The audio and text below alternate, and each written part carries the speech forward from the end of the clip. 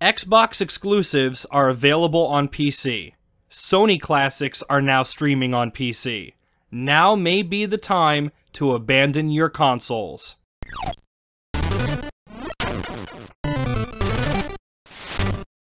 Hello folks, Neil here from I Will Always Love Video Games, and yes, you heard me right.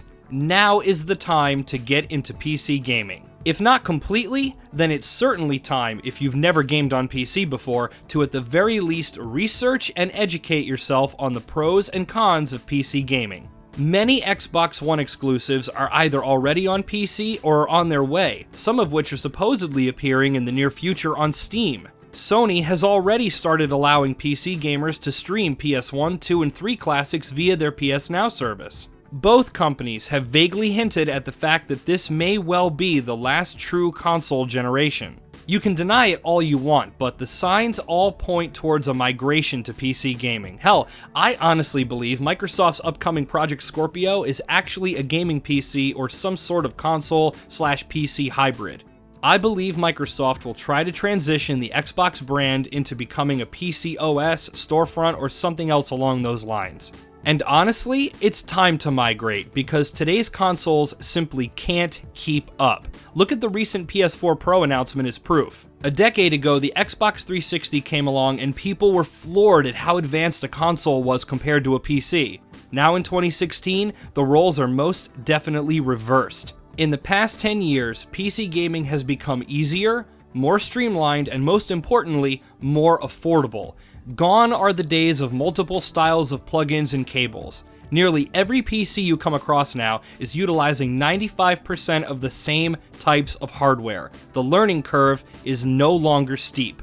Anyone who says PC gaming is expensive is lying. I'm just gonna get that right out of the way. Unless you're planning on running every game you have at 120 frames a second at 4K in super ultra high mode, a fantastic gaming PC can be bought for around the same cost as a current dedicated console, a controller, and 1 or 2 retail priced games. Seriously, do the math. For a full console experience, you'll be paying $400 for the console, $120 for 2 games, and $60 for a year of online service. That's $580. For that same cost, or even less, you can build a decent PC that not only blows away today's consoles, but also offers free online play, free games, and an extremely flexible and versatile gaming platform that you can tailor to your liking. Or you can just buy a decent gaming PC at this point. No joke, my current PC, which I've been using for 3 years, is an off-the-shelf model. That's right, I didn't even bother with PCPartPicker.com or learn how to build anything myself. My current PC was bought at Best Buy for $350. It had a quad-core processor, 8 gigs of RAM, and a 1.5 terabyte hard drive. Around a year after I bought it, I paid $150 for a GTX 750 Ti, stuck it in there like a long Lego piece, and it's been running fine ever since. With this extremely basic setup, I've been able to run games like Rise of the Tomb Raider in 1080p on high settings at a smooth 50 to 60 frames a second. It's nothing that will take your breath away, but it's definitely comparable to modern consoles. I've heard every single argument in the book against PC gaming, a plethora of lies and myths. Well, I'm about to quickly squash all of them. I don't know where to start, it's too complicated. If you can take an hour a day to watch videos on YouTube or read BuzzFeed articles, you can learn everything major that you need to know about PC gaming in less than a month. People are afraid to pull apart their computer, but I swear to you, it's as simple as following a Lego kit manual. Everything nowadays is clearly marked and nearly universal. You have to use a mouse and keyboard. While they're objectively more precise than a controller, you can plug a wired 360 controller into any modern PC and use it. Hell, you can use a PS3 or PS4 controller via Bluetooth. Any game on Steam that states it has full or partial controller support will use these. And the ones that don't, you can download free third-party controller programs like Pinnacle, XPadder, or Joy2Key to set up controller support for your games. I can't use my TV, I'd have to use a monitor. False. You can hook your PC up to your TV. Most modern TVs even have specific settings for computer or game system, and all mid to high range graphics cards have HDMI out as an option. You can very easily sit on your couch, in your living room with a controller in your hand and game on a PC just like you can on a console. PC gaming is too expensive.